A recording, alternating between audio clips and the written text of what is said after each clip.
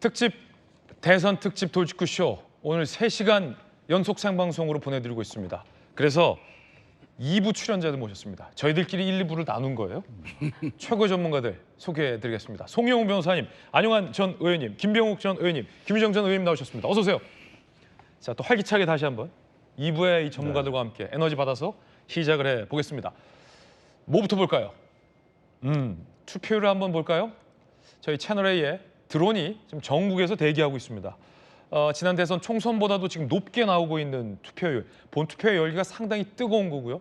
많은 유권자들이 지금 대거 투표장으로 나오고 있다는 의미이기도 합니다. 지금 현 시간 10시 41분 25초 지나고 있는데 투표율은 어떻게 되는지 전국에 있는 채널A 드론 출발합니다. 자, 먼저 여의도에서 드론 뜰까요? 네. 자, 서울의 투표율은 현재 13%를 보이고 있습니다. 유권자 829만 3,885명입니다. 국회의사당의 전경이 보입니다. 자, 그리고 부산의 이 광안대교 위에서 드론이 떴는데요. 오, 현재 투표율이요, 부산이요 17.5%. 상당히 많은 유권자들이 지금 현 시각 투표를 하고 있습니다. 그리고 햇삼타워가 보이는 대구입니다. 대구가 17.7%. 대구, 부산 모두 투표율 높습니다. 자, 그리고 인천입니다. 인천 센트럴파크 위에서 지금 드론 떴고요. 13.5% 보이고 있습니다.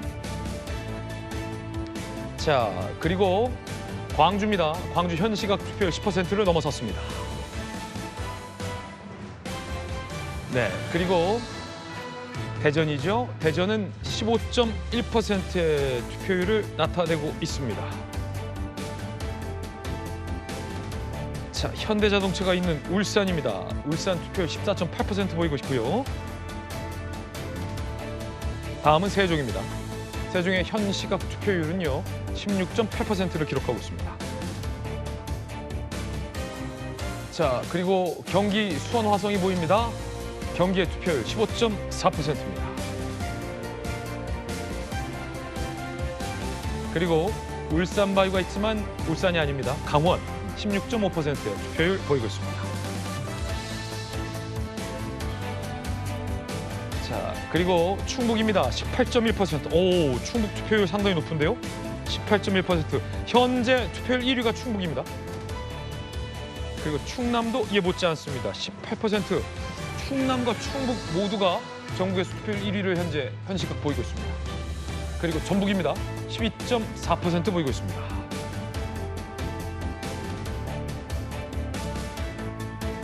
그리고 전남입니다. 전남 10.3%, 전남도 10%를 투표율 넘기고 있습니다.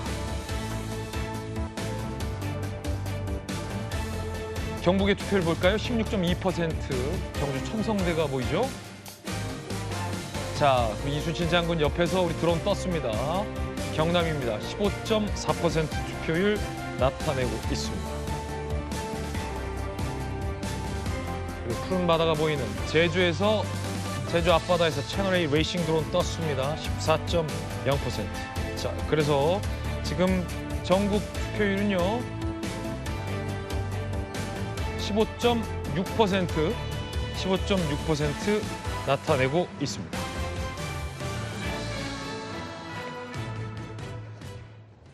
자, 지금 투표를 보셨는데 안용환 의원님, 네. 지금 대구가 17.7%, 대구, 부산, 울산이 투표율이 굉장히 높아요. 17.7, 17.7, 17.3. 그리고 충북, 충남이 18.1, 18.0. 그러니까 충청권과 대구, 부산, 울산, 경남 이쪽 투표율이 높은데 어떻게 봐야 됩니까? 네, 먼저 화면 구성이 참 잘 됐다는 말씀을 드리겠습니다. 아, 감사합니다. 방송 전문가로서 네. 각 지역을 상징할 수 있는 아름다운 화면들 내보내줘서 저희가 감사하다는 이번에 말씀드리고요. 드론 많이 썼어요. 네, 돈 좀 쓰신 것 같습니다. 일단 투표율이 예상했던 것 같습니다. 왜냐하면요, 방금 말씀하신 지역이 사전 투표율이 굉장히 낮았어요. 영남 지역이 사전 투표율이 낮았고 호남 지역은 상대적으로 높았고, 그렇기 때문에 지금 전체적으로 본다면은 사전 투표율이 낮았던 지역이 높고 사전 투표율이 높았던 지역이 낮아지는 그런 양상을 보이고 있습니다. 그래서 결국은 최종 투표율은 아마도 뭐 비슷하게 나오지 않을까 하는 예상이 듭니다. 사실 선거라는 건요, 나를 지지하는 사람들이 투표장에 많이 나오고 상대방을 지지하는 유권자들이 투표장에 많이 안 나오면 이기는 게임입니다. 그런 이제 물론 그 전제는 중도층을 많이 끌어들여야 된다는 전제가 있겠죠. 그런데 이제 지금 오늘 이 순간 이제 각 지역의 정당 관계자들은 공식적인 투표 활동을 할 수가 없습니다. 그러나 지지자들에 대한 투표 독려 운동을 할 수가 있죠. 동련할 수 있군요. 네, 사실 뭐 그렇게 이제 영남 지역에서는 많이 급할 겁니다. 국민의힘당 뭐 열성 지지자들이나 당직자들은 그래서 이제 많이 투표를 격려. 그건 뭐 불법이 아닙니다. 투표장에 많이 나와 주십사 하고 읍소하고 격려하는 것은요. 그래서 국민 여러분들께서도 내 한 표가 국가의 운명을 좌우한다는 마음으로 투표율이 높았으면 참 좋겠습니다. 오늘 뭐 어느 신문을 보니까는 재미있는 분석을 했더라고요. 4년 동안 이제 5년 동안 누군가 당선이 된다면은 국가 예산은 1년 우리 국가 예산 673조입니다. 5년을 합하면 한 300, 400조가 되겠죠. 이걸 또 우리 개인으로 나누니까 약 8천만 원이 됩니다. 그러니까 어느 이제 국가의 운명을 좌우할 수 있는 대통령이 당선이 되면 그 사람이 내 돈 8천만 원을 마음대로 좌지우지한다는 거예요. 그 내 돈 8천만 원을 마음대로 쓰면 안 되지 않습니까? 헛되게 쓰면 안 되지 않습니까? 자, 그런 마음으로 내 돈을 운영하는 사람을 제대로 뽑아야 된다. 이것이 국가의 운명과 좌우된다라는 마음으로 모두 다 투표장에 나오셨으면 하는 바람입니다. 지금 11시 기준으로 16.3% 전국 투표를 보이고 있는데 이 수치는 지난 대선과 지난 총선보다 높다라는 말씀드리겠습니다. 김병우 의원님, 예. 뭐 흔히들 그런 말 있잖아요. 사전 투표율이 높으면 민주당에 유리하고 본 투표율이 높으면 뭐 국민의힘 후보에게 유리하다. 이번 대선은 좀 특수하다. 양쪽 정당 모두 다 이런 말이 나오고 있는데 지난 총 투표율이 77% 남짓이었잖아요. 그렇죠. 그래서 만약에 지금 추세대로라면 본 투표율이 지난 대선과 총선보다 더 많이 나올 것 같아 보이는데 그러면 양쪽 정당 모두 다 높은 게 우리에게 유리하다. 지금 이러고 있는 상황이거든요. 어떻게 보세요? 정당의 유불리를 떠나서 투표율이 높은 것은 좋은 거죠. 투표율이 높은 게 무조건 좋다. 그렇죠. 예, 보다 많은 국민들이 선택하는 대통령의 정당성과 또 이후의 리더십을 발휘하기엔 객관적 근거가 되기 때문에 저는 뭐 여든 야든 누구에게 유리 불리를 떠나서 많은 국민이 투표를 해주시고 과거에는 사실 대선 투표율이 80%, 90% 했던 적도 있었습니다. 최근 서너 번의 통계는 한 75, 77 정도 투표를 했는데요. 저는 마음 같아서는 80%를 넘기는 그런 좀 국민의 기적을 좀 보여주시기를 부탁드린다는 말씀을 드리고요. 네네. 이번 대선의 투표율이 높을 수밖에 없는 것이 정말 우리가 상상하지도 못했던 비상계엄과 내란이 발생한 거 아니겠습니까? 우리의 일상이 무너지고 정말 대한민국을 우리가 어떻게 만든 나라인데 한순간에 무너질 수 있다는 위기감을 많은 국민들이 느꼈을 겁니다. 이 민주주의라는 것이 평소에는 공기와 같아서 그 고마움을 모르다가 이 공기가 사라지면 저희가 질식을 하는 거 아니겠습니까? 민주주의가 사라졌을 때 대한민국의 모습을 잠시나마 국민들이 실감을 했기 때문에 더 이상 우리 국민들이 가만히 있어서는 안 된다. 따끔하게 혼을 내주고 대한민국의 주인은 국민이라는 것을 우리가 투표를 통해서 반드시 보여줘야 된다라는 깨어있는 시민들이 늘어나고 있기 때문에 저는 사전투표율도 높았고 뭐 본투표율도 상당히 높아지리라고 생각하고요. 정말로 전 세계가 부러워하는 대한민국 아닙니까? 네. 이 대한민국이 어디로 갈지 이 국민들이 이제 판단할 순간인데요. 이번 선거는 분명하게 내란을 종식하고 민주주의를 잘 지켜낼 후보 그리고 어려운 경제를 살려서 세계 경제 강국을 누가 더 잘 만들 수 있느냐라는 선택의 투표라고 생각합니다. 그래서 많은 국민들이 보다 더 이 순간에도 관심을 갖고 투표하지 않으신 분들은 투표장에 나가 주십사 부탁드리겠습니다. 예. 자, 지금 들으셨던 것처럼 이재명 후보 측과 이 민주당에서는 이번 투표율은 높을수록 유리하다라고 분석하고 있습니다. 이 계엄에 대한 국민들의 탄핵 여론이 작동했기 때문이다라고 해석을 하고 있습니다. 반면 정반대로 이 국민의힘에서는 투표율이 80%에 육박할수록 김문수 후보에게 유리할 것이다라고 분석하고 있습니다. 이재명 후보에 대한 견제 심리가 발동돼서 더 많은 이 보수 유권자들이 본투표에 쏟아져 나올 것이다라는 것이 그 근거입니다. 자, 송영훈 변호사님, 지금 현재 투표율이 17.2%를 돌파했고 이건 지난 대선 총선보다 훨씬 높은 수치입니다. 그리고 현재 투표율 1위가 대구인데 22.4%예요. 야, 이거 뭐 끝까지 좀 봐야겠습니다만 이번 선거가 굉장히 좀 흥미진진할 수도 있겠다라는 생각도 현재 시간으로는 좀 드는데 어떻게 보십니까, 송 변호사님? 그렇습니다. 한동훈 후보 뭐 유세에서 한동훈 전 대표 유세에서 엄청 투표장 나와주시라 동료도 많이 하던데.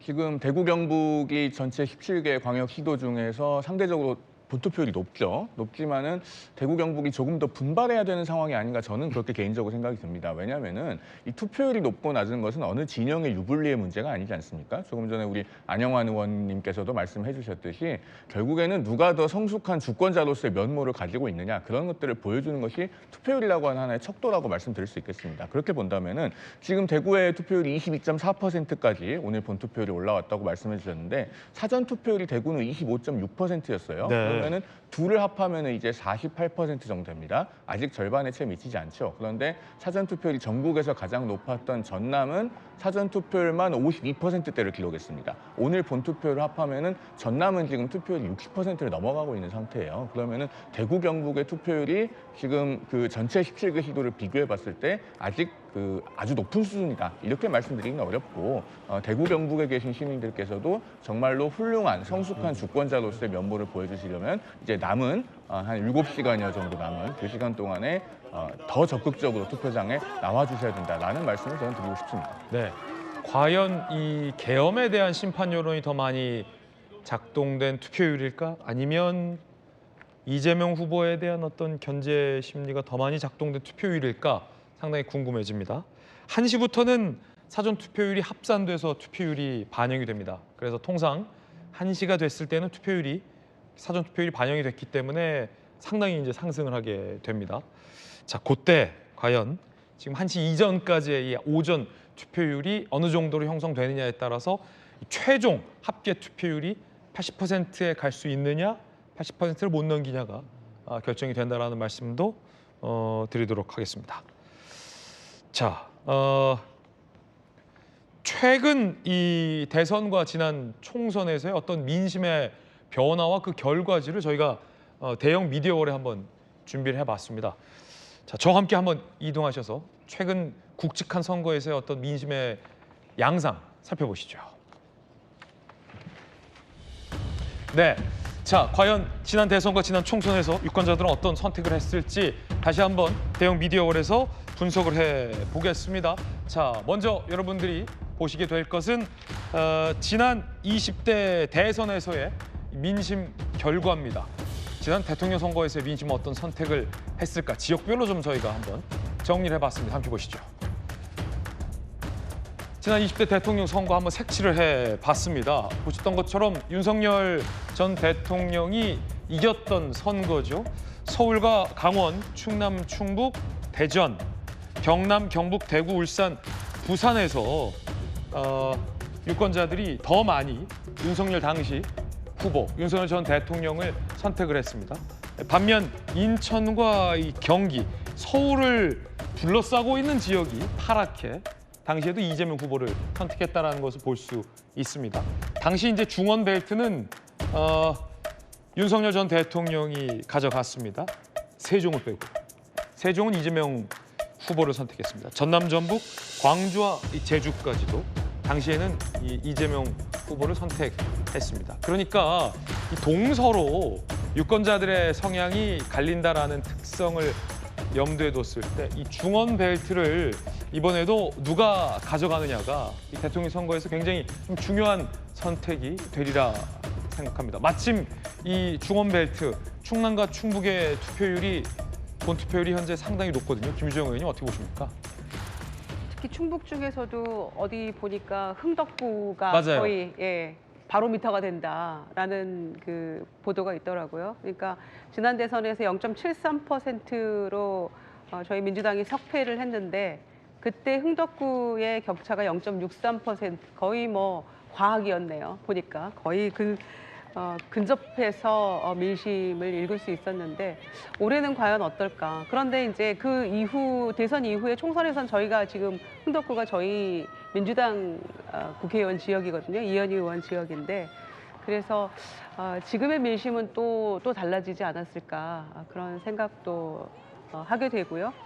다만 이제 투표율이 TK 지역이 78%가 지난번에 대선 때 넘겼어요.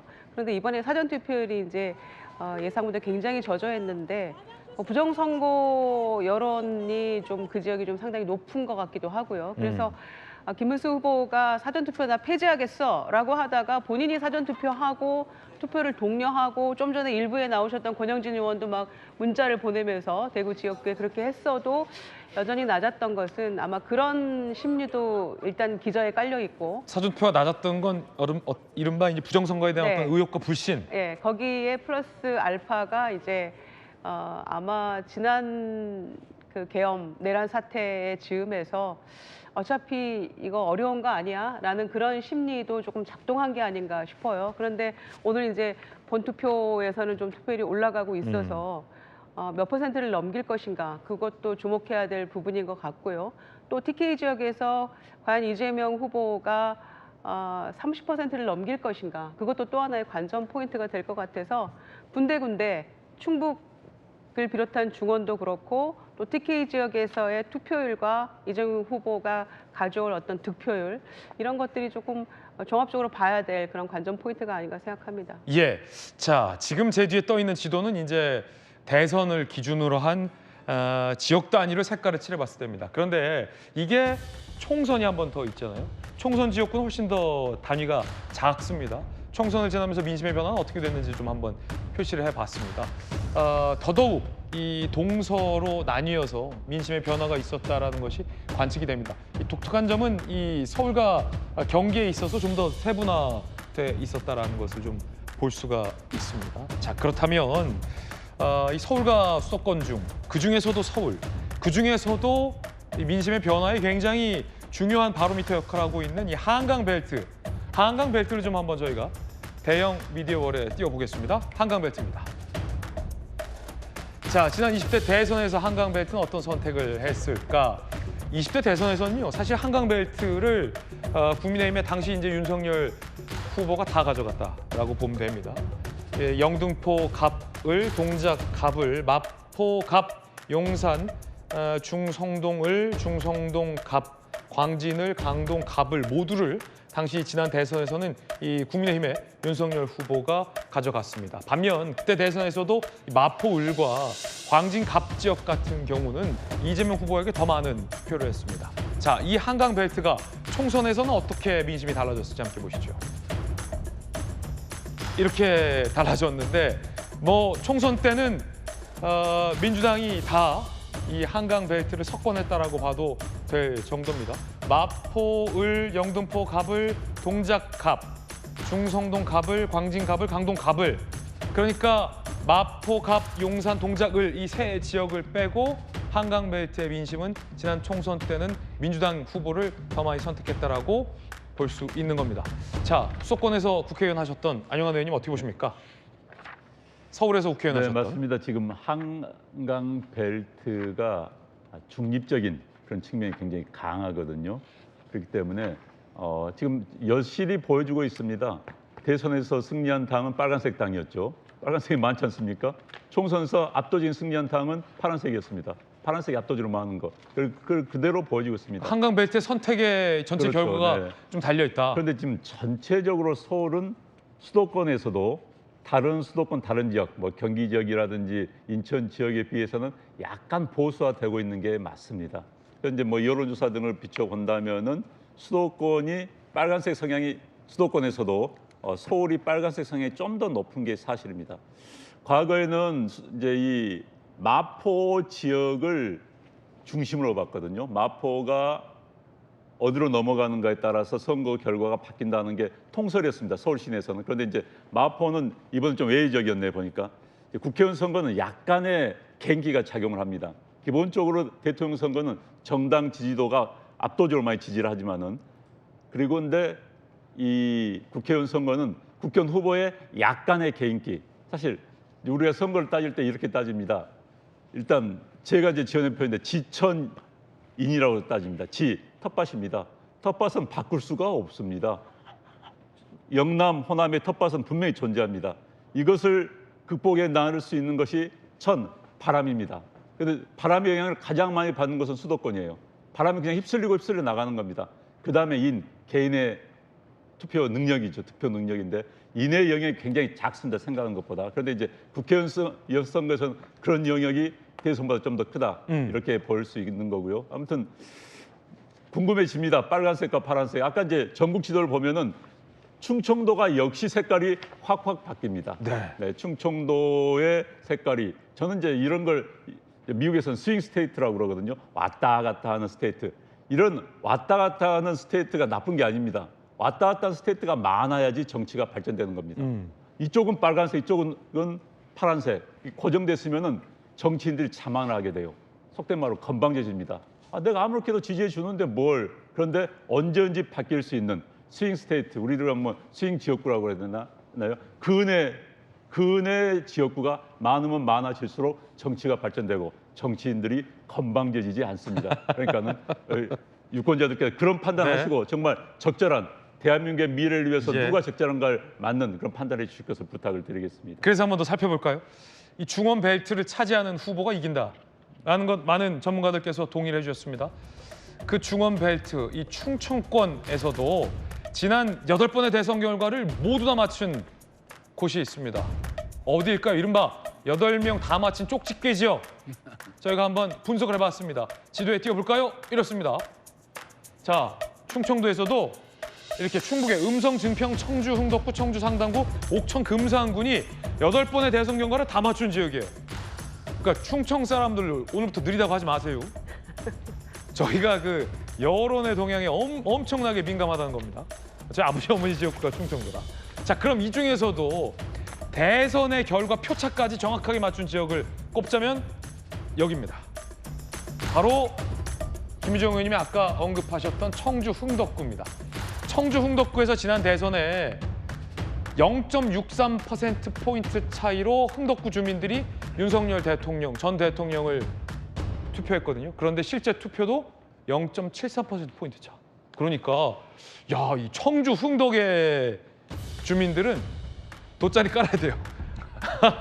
김명우 의원님, 예. 이 정도는 돗자리 깔아야 되죠. 네, 우리 흥덕구 주민들의 판단력이 정말 탁월하네요. 네.